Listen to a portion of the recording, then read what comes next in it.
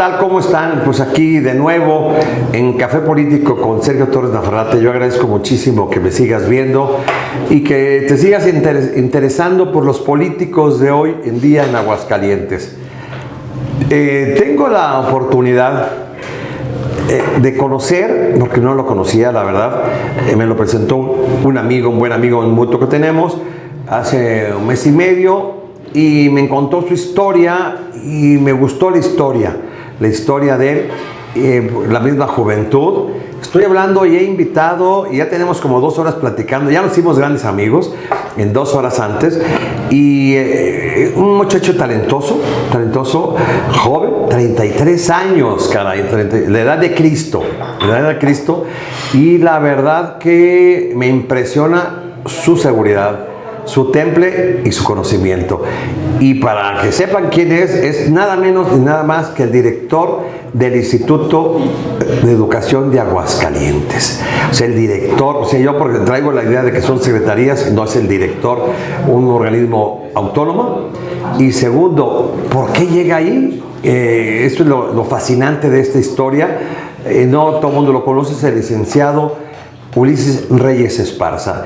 Y lo primero es saludarlo y decirte bienvenido, y te agradezco mucho que hayas aceptado esta entrevista. Sergio, va a ser, para mí primero es un gustazo tenerte, siempre tener talentos jóvenes y que sean hidrocálidos. Me llama la atención porque una de las preguntas que te he hecho, que haces toda tu carrera la has hecho en Aguascalientes. Sí. O sea, todavía no hay no hay maestrías en Harvard, ni becas aquí, ni becas allá. Todo lo has hecho en Aguascalientes. ¿Te quieres presentar? Sí, claro. ¿Quién eres? Sí. Ulises Reyes Esparza, 33 años. Ya nos antecediste con esa gran presentación. Soy producto de la escuela pública, como bien dices, desde el preescolar, la primaria, la secundaria, mi bachillerato y mi escuela normal públicas. Está muy estigmatizado estudiar en el extranjero. Ojalá algún día tenga la oportunidad, porque también es una parte aspiracional que todos y todas deberíamos tener. Viajar al extranjero, estudiar es otras oportunidades de intercambiar puntos de vista, de conocer otras latitudes, otras culturas, y no lo descarto. Ok, no, además lo está pidiendo tu conocimiento y además las grandes oportunidades que tienes para crecer a nivel internacional, ¿no? Después con la misma juventud, lo mismo me decías, y ya haces tu estadística, eres el director nacional más joven de toda la República y de la historia, yo creo, porque no, antes necesitaba preparatoria para ser director. Y tú traías toda la preparatoria y el magisterio. La licenciatura y mi posgrado. Correcto. En la parte educativa, pues es lo que me gusta, eso es lo que estudié y me siento pleno trabajando en el sector educativo. ¿Eres maestro? Soy maestro. ¿De? Soy licenciado en educación secundaria con especialidad en historia y soy maestro en educación.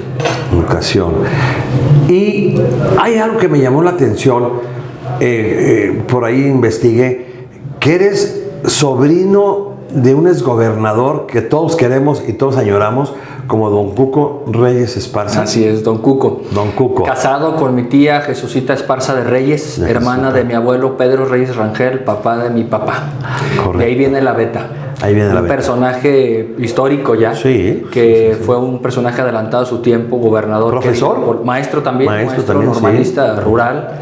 Sí. Con una gran ascendencia en la parte del campo, en el tema educativo, siempre con la gente. Yo conviví con él, tuve un buen trato con él, con su familia, con nuestras familias ampliadas, pero la conversación y la constante cuando tú escuchas es buenas referencias de buen trato, de don de gentes, de honestidad, de transparencia en el servicio público, y esa es la responsabilidad que cargamos con los apellidos. Sí, la verdad que sí. Un hombre que no llegó, yo lo veía subirse al taxi. Cuando vine de Jardines de su casa, yo también viví en Jardines, caminaba él a José María Chávez y ahí tomaba el taxi. Y bueno, muchas veces lo levantamos o lo levantaba el amigo y todo eso, ¿no? Y al centro se iba a tomar el café con los amigos, ¿no?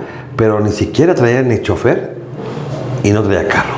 Sí, hemos escuchado esas historias bonitas, pues románticas en la parte de la naturalidad con que se desempeñaba, cercano a la gente, entregado a su trabajo. Mi tía Jesucita igual, haciendo siempre equipo ahí en las comunidades, en la parte del voluntariado. y pues son los ejemplos que vimos, que crecimos en la parte final de su vida en este plano físico, de mi carrera profesional como profesor, pero me llevo esa parte de ejemplo y de enseñanzas de él, de mi abuelo, de mis tías y de mis tíos. Vengo de una familia que es cercana al tema magisterial, trabajadores de la educación, el personal de apoyo, maestros, directores, pues crecí con ese ejemplo y hoy afortunadamente pues he seguido ese camino de la docencia. Así es, sí, no, la verdad que me llama la atención y muy contento porque después de esa historia, gran historia de un buen amigo, un buen gobernador, eso, y te veo tan sereno, tan dedicado a ensalzar a un personaje que es pariente tuyo y que además da una muestra de que no te da vergüenza, ¿no? Eso es importante porque hoy por hoy a algunos les da vergüenza ser parientes de un político o de algún personaje de estos, ¿no? La verdad creo que es importante decirles que vamos a continuar la plática. No saben, yo me quedo muy tranquilo porque es un muchacho sereno. Primero, lo que no sabe pregunta y lo que no quiere contestar no contesta. Regresamos.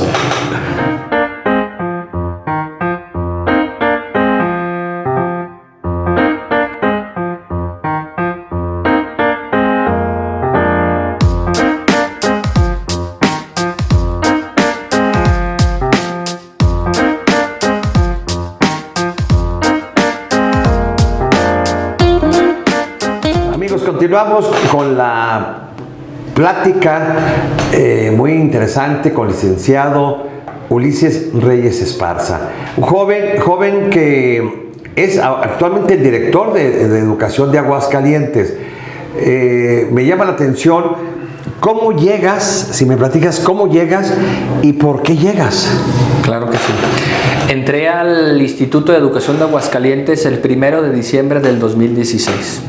Estaba yo en mi escuela secundaria dando clase cuando recibí una llamada, una invitación a participar del servicio público. A los 27 años era yo el responsable del servicio profesional docente, el área encargada de evaluar y asignar plazas, capacitar a las maestras y maestros de Aguascalientes. Llegué yo con toda la energía, con toda la decisión y con la valentía que da la ignorancia, a empezar a tomar decisiones, a buscar transformar el sistema educativo desde la visión de un joven y de un maestro que venía del grupo. Entonces, al final del día fue un trabajo muy arduo, de mucho crecimiento, de mucho aprendizaje. Fue un reto para mí porque el Instituto de Educación de Aguascalientes es una gran estructura, tiene muchos vicios y virtudes. Históricamente han desfilado por ella personajes que al final del día tienen un nombre y un apellido, bien o mal ganado, pero tú escuchas personajes que fueron líderes sindicales, presidentes municipales, diputados. Dame tres. Y que llegue alguien, ¿verdad? Dame tres emblemáticos. Pues maestros que han ocupado carteras en la parte sindical, que han sido diputados, que son directores de área, que han sido directores de educación, que estuvieron en diputaciones federales, senadurías, y yo llego con mi título de profesor y con la responsabilidad que me encargó el señor gobernador y el director general del instituto en ese entonces, el maestro Perechica. Llego, cumplo con mi responsabilidad durante cerca de 4 años. A los 4 años hay un cambio de gobierno a nivel federal, llega el presidente Andrés Manuel López Obrador, trae consigo otra nueva reforma educativa, se crea el sistema para la carrera de las maestras y los maestros, desaparece el área que yo venía ocupando anteriormente y entonces dije, bueno, pues me regresaré a mi grupo. Para eso estudié, es lo que sé hacer. Pues me habla el señor gobernador y me dice, ahí va una nueva dirección y queremos que empiece los trabajos. Y empecé durante casi un año en carrera del magisterio, asumiendo un tanto funciones de la dirección anterior y un tanto nuevas funciones y responsabilidades. En marzo del 2021, el anterior director general, el maestro Silva Perechica, me cita un día, platicamos, caminamos y me dice, quiero que nos cuide la casa, el instituto. Voy a cumplir con una encomienda electoral a la parte de la ciudadanía, a la campaña, a conquistar la voluntad popular y estamos pensando en usted para que ocupe la dirección general del instituto. Claro que me emocionó mucho, pues es un sueño que un profesor de grupo hoy pueda dirigir el sistema educativo. Mis primeros comentarios es agradecimiento. Yo lo que dije es, si están pensando, usted, el señor gobernador, que yo pudiera tener una reacción adversa, descártenla. Me sumo a quien ustedes consideren, porque hay gente muy valiosa en el instituto, directores y directoras de área. Le dije, si debe ser X, Y o Z, yo me sumo, pierdan cuidado. Y me dice, a ver, no le estamos preguntando, ya pensamos en todas las opciones y usted es la persona que queremos ahí. Que pues si está dicho, acepto la encomienda. Y me aclara, puede durar 15 días claro. o puede durar 2-3 meses, porque al final del día es una responsabilidad grande, muchas presiones, muchas situaciones. Le dije, mire, así fuera una semana, ¿quién tiene el privilegio de ser el director del instituto? Y con esa congruencia, con esa determinación lo asumimos. El maestro Perechica ha sido una persona muy respetuosa, me dijo, si usted me pide el consejo se lo voy a dar, y si no, no me voy a meter. Tiene usted total libertad de decisión. Qué barbaridad. Pues con ese compromiso me entregan mi nombramiento, me siento en esa silla y empiezo a trabajar por el sistema educativo, que al final del día pues algo lo íbamos conociendo en las diferentes responsabilidades en las que estuvimos. Tuve mi primer acuerdo con el señor gobernador, confieso que iba nervioso, yo con mi carpeta bajo el brazo, y me siento con él y le digo, a ver, gobernador, pues están estos pendientes. Y empezamos, los pagos, las plazas, las normales, la básica, la media, en pandemia. En pandemia. Y hubo buena comunicación. Yo le aprecio, le respeto en todo lo que vale. No es una lisonja, es un gobernador congruente, echado para adelante, con quien he construido una relación de mucha institucionalidad, de mucho respeto, pero también en la confianza de poderle decir, en esto coincido y en esto no, gobernador. Y entonces yo creo que hemos construido juntos un tema educativo de largo plazo, una visión de largo plazo, y esa es la breve historia de cómo hoy ocupamos esta responsabilidad, Sergio. Sí, no, fue express, ¿eh? Express, digo, la verdad, lo que he visto yo, hay gente que ha luchado toda su vida por llegar y no llegó, ¿no? Hay gente que lleva 20, 25 años y no llega ni a tocar la puerta, así de fácil, ¿no? Y porque no creo que sea suerte, ¿eh? Yo lo tuyo, te veo, ya con el lente te ves más inteligente. Y te ves más inteligente y eres inteligente, digo, porque llegar a concretar una relación con Perechica, aprovechar la coyuntura que tiene. Yo sí te confieso, yo no le veía grandes posibilidades como candidato, porque es un hombre sencillo. Claro. Es un hombre sencillo. Yo dije, va a tardar en seducir a la población para ganar la diputación. Sin embargo, el partido se puso las pilas y ganó bien, pero yo veía que no me inspiraba como gran candidato, o sea, pero es un gran personaje, ¿no? Claro. Y dejan la casa en otro personaje, ¿no? Un personaje joven, y que cuando llegas a un monstruo, una casa grande, con tantos monstruos, con tantas leyendas turbias, ¿no? De tantas... Yo me quedo con los 156 millones de fulano, de perengano, la demanda, y hablar de puros millones. ¿Cómo llegas a ese monstruo a domarla? Te hice una pregunta, tú me dices que no has hecho dinero, que tienes las manos limpias, ¿y alguien de tu gente no ha hecho el trabajo sucio? Pues yo no podría, vamos a decir, asegurar que antes de esta responsabilidad alguien se haya no enriquecido. Pero nos dijo una vez el señor gobernador, y yo hice mía esa frase: se vale meter la pata, no la mano. Y en el servicio público tomamos decisiones muchísimas a diario y nos podemos equivocar y se vale.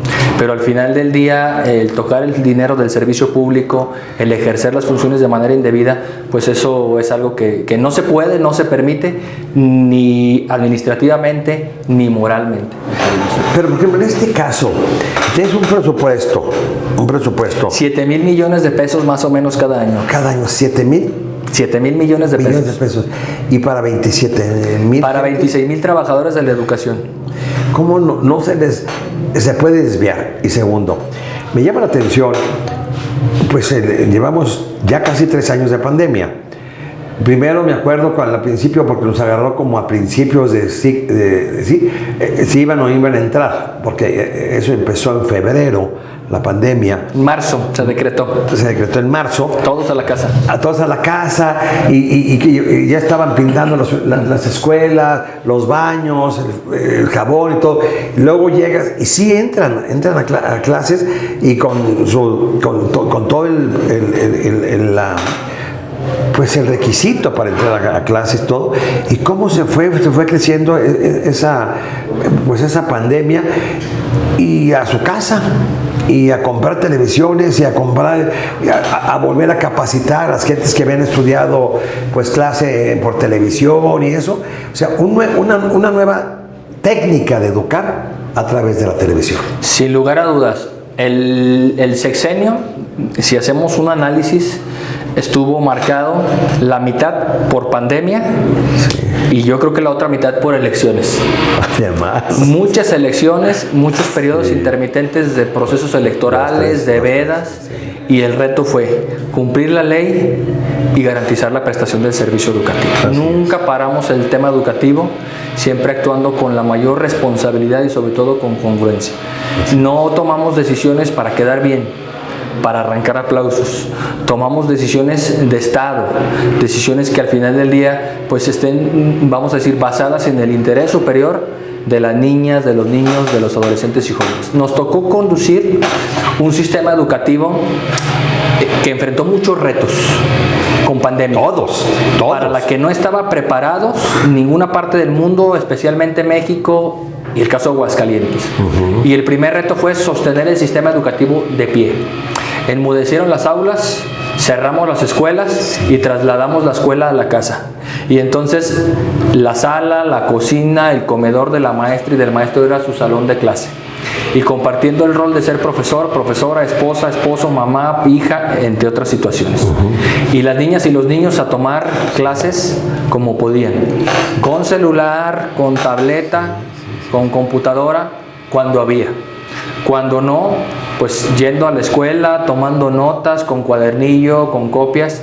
Y hoy debemos reconocer que muchos los perdimos de la educación. Claro. Cerca de 40,000 alumnas y alumnos en riesgo, y de esos 40,000, 29,000 con conexión nula. Es decir, cerramos las escuelas y no supimos de ellos. De 291,000 en educación básica, tan solo en básica. Cerca de 10,000 en educación media superior en riesgo. Y en educación superior pues es más difícil cuantificar, también afectó, pero al final del día el tema de las licenciaturas, de las maestrías, de los posgrados, las ingenierías permitieron pues ya una continuidad en la prestación del servicio educativo. Entonces el sistema educativo estuvo a prueba, lo mantuvimos de pie. Una vez que la prestación del servicio continúa, el siguiente reto es pues recuperar, evitar el abandono, contener la parte afectiva, socioemocional, que era fundamental y lo sigue siendo. O sea, a nivel académico, a nivel de conocimientos, es vamos a decir, una problemática que estamos enfrentando y que va a ser generacional. Los estudios conservadores hablan de 1.7 años a 2 años perdidos en la escolaridad, en términos de cantidad. Escolaridad. Pero la experiencia también fue fundamental, ¿eh? Sí, claro. Primero, encontrarte en tu casa, en el entorno, encontrarte con que tus papás no fueron los mejores maestros. Al final de cuentas, son los mejores papás, pero no los mejores maestros. Te lo digo porque yo tengo nietos y llegaban a decirme, ya no aguanto a mi mamá. No aguanto a mi mamá ni a mi papá. O viceversa. Ya no aguanto a este muchacho. Ese muchacho. O sea, esa relación, ¿cómo avanzó? ¿No? ¿Cómo aprendimos? Y segundo, ¿cómo esta pandemia, cómo nos adelantó el Zoom? O sea, cómo comunicarnos por Zoom cuando decíamos que no podíamos, que no sabíamos y que no había posibilidades, ¿no? Cómo nos interactuamos a nivel mundial, en casa, con los vecinos, con los amigos, con los familiares. ¿Y qué tanto afectivo es verte por televisión, verte en la televisión, en una computadora? Porque eso fue lo difícil, ¿no? Lo difícil es, pero esa tecnología, claro, la aprendieron todos. Sobre la marcha. Sobre la marcha. Nos adelantamos. Yo creo que si nos hubiera dado este curso que tuvimos en estos 3 años, nos hubiera dado para 10 años, ¿no? Pero esto fue en meses. Yo te lo digo, yo creé el Instituto de Formación Política y me dediqué a hacer conferencias latinoamericanas. Éramos 5 países, 10 países. Y cómo estaban las comunicaciones. Nunca me imaginé que yo hubiera sido dando una plática para 3,000 gentes de América Latina, o sea, en marketing político, y hijos, ¿cómo hemos crecido? Y los muchachos también. Yo creo que ahí quedan debiendo un poco, pues todos pusieron su parte, los papás llegaron a un total de hijos que ahora sí valoramos más a los maestros, ahora sí cuando dice, llévale el regalo al maestro, lo compramos con más cariño, con más afecto. Yo por ahí tengo una historia, no familiar, no quiero decir que es familiar porque no la voy a exhibir, pero estando en una plática de Zoom, alguien de como unos 5 años, la maestra decía, ¿me estás entendiendo? Y todo, y entonces la comenzó a molestar al alumno y agarró, pues, sí, y le decía así, la voy a matar, o sea, ¿cómo? Sí. El estrés también que dio esa casa, y la forma, y ahora regresas a la escuela y los amigos, unos ya no vinieron, unos ya se fueron, y otros ya no les importa. Cada quien vivimos la pandemia desde diferentes realidades. Sí. Y el sistema educativo es esa caja de resonancia donde todas las realidades se mezclaron y afloraron. Así es. Entonces, primero, yo creo que nos dimos cuenta como sociedad, ya lo sabíamos, pero al final del día yo creo que era necesario que nos lo recordáramos todas y todos. El papel tan importante de la educación. Segundo, el papel del profesor. Sí. Porque al final del día es una figura que debemos seguir avanzando en su dignificación y en su revalorización. Y hoy más que nunca yo creo que quienes somos papás nos dimos cuenta que la figura del maestro es fundamental e insustituible. Acompañaron a distancia, de manera presencial, dando conocimientos, pero también la parte que yo señalaba, afectiva, socioemocional. Tenemos una gran cantidad de experiencias que hemos ido recolectando y las que nos faltan de casos de niñas y de niños con ansiedad, con depresión, con estrés infantil, con ideaciones suicidas. Se nos incrementaron los accidentes en el hogar, las denuncias de violencia doméstica, familiar, los casos de maltrato, de abuso físico, de abuso sexual, entre otras situaciones, porque la escuela era un refugio también, un espacio para la convivencia, la recreación, un escaparate. La escuela te permitía socializar, el maestro o la maestra le permitía identificar las situaciones de riesgo, los problemas en casa, dar acompañamiento, dar consejo. Imagínate entonces a los niños en esas casas ahí solitos, pegados a la televisión, y solos en esas condiciones. Entonces yo creo que eso es algo importante. Segundo, sin lugar a dudas, digo, hay que ver lo positivo de este tema. Nos dejó muchos lastres, o sea, el tema económico, las pérdidas familiares, las pérdidas humanas, todo ese tipo de situaciones, pero bueno, al final del día dicen, la historia es cíclica y en espiral y se repite, y estas pandemias no son nuevas, van a quedar en los libros de texto y en los libros de historia. Y en 100 años van a decir, ¿a poco andaban con cubrebocas? Unas fotografías. Pues así andábamos, ¿no? Y al final del día, yo digo, esta pandemia nos empujó. Y de colores, ¿eh? Y de colores, y de tela, y de todos materiales. Nos empujó a algo que era impostergable. Sí. Entrarle sí o sí a la tecnología educativa, a la innovación, a nuevas metodologías de enseñanza.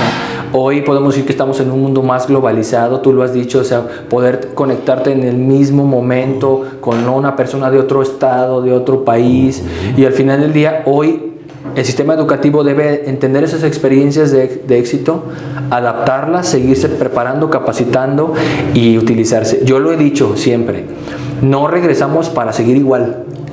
No es regresamos a la escuela, se acabó, abran el libro y ¿dónde nos quedamos? Sí, no. Primero, para nada. Primero, ya hay una ventaja, ya se hicieron menos libros. Había guías. Y además el internet te lo permite, ¿no? Sí. Pues a ver, licenciado, ahora platícame tu trabajo. Hay algo que se ha hablado mucho, educación bilingüe, que esos son de los tiempos. Platícame. Bien, el programa de escuela bilingüe es un programa estratégico de esta administración. El gobernador nos trazó una ruta muy clara a partir del Gran Acuerdo Social por la Educación y delineamos juntos el nuevo modelo de ciudadano que queremos para Aguascalientes. Que tenga varias competencias, que sea bilingüe, porque hablar un segundo, un tercer idioma, un cuarto idioma es una ventana de oportunidades, te da competencias, te da herramientas, eleva la competitividad del Estado para poder ahora instalar empresas nacionales, extranjeras, con mejores sueldos, oportunidades laborales, movilidad social, y estamos pensando que nuestras estudiantes y nuestros estudiantes ya no compiten con estudiantes de Aguascalientes, compiten con estudiantes de México y del mundo entero, y estamos obligados a darles las herramientas. El modelo dual, la dualidad, que que si gustas podemos hablar de ese tema, que es la escuela en la empresa y la empresa en la escuela.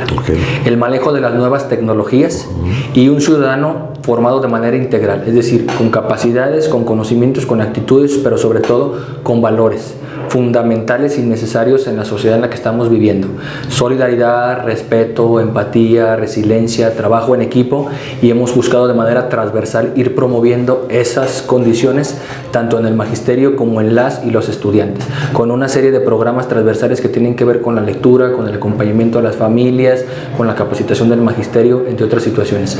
En el tema de escuela bilingüe, cuando nosotros llegamos en el 2016 no existía. En el primer año teníamos ya las primeras 6 escuelas y hoy vamos a cerrar la administración con cerca de 270 escuelas bilingües. Y que también les hicieron un mega mitote, que no les habían pagado, que eran honorarios. Comenzó así, querían abortar nos dejaron ¿no? Una herencia complicada. Sí.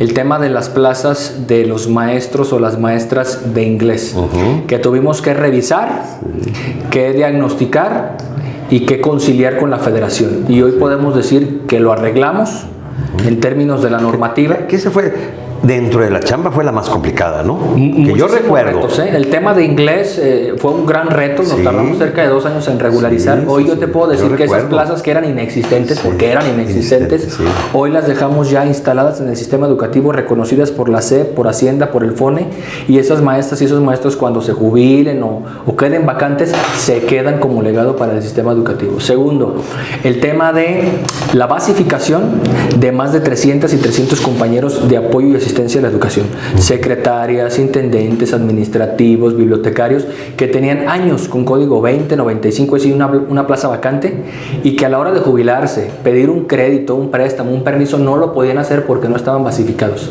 Lo regularizamos y los basificamos.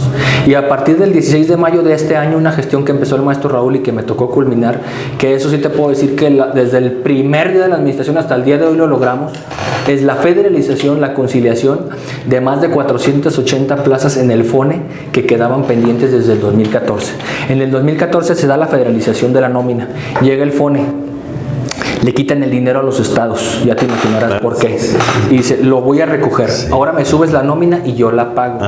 Y sucede que la autoridad de ese momento no cargó, por X o Y motivo, a cerca de 270 y tantos profesores, 480 plazas. Los maestros se dan cuenta tiempo después, cuando quieren promoverse de manera vertical, horizontal, sacar una casa, tener horas, no pueden, sus horas no están reconocidas.